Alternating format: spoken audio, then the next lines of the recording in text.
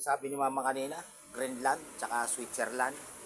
Ay magagandang ano dyan, malaki magpasahod dyan. Galing na ako dun eh. 3 araw lang ako, umuwi na ako ng Pilipinas eh. Doon sa Greenland naman, pagka alas 11:30 na ng gabi, akala mo gabi na. Pero ganun pagka yung tag-init talaga doon. Ano, hindi lumulubog ang araw. Puro ano lang yan sa tom.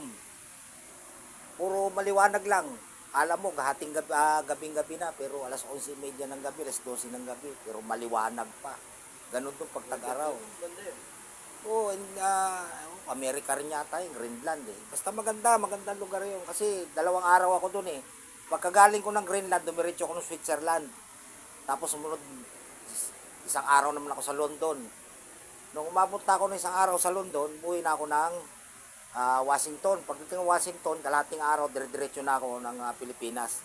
Yun na. Kaya dito na ako ngayon. Dito na ako nagtagal sa Pilipinas. Magandang lugar yun. Sa Pilipinas, maganda rin eh. Bigla na lang umuulan, kagaya ngayon.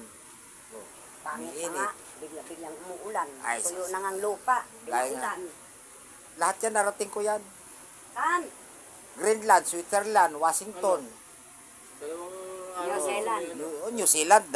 Ano ko, kalahating araw lang ako doon eh. Pumunta na ako ng Greenland eh. Kalahating araw lang. Hindi naman ako tatagal doon. Dito lang ako nagtagal sa Pilipinas.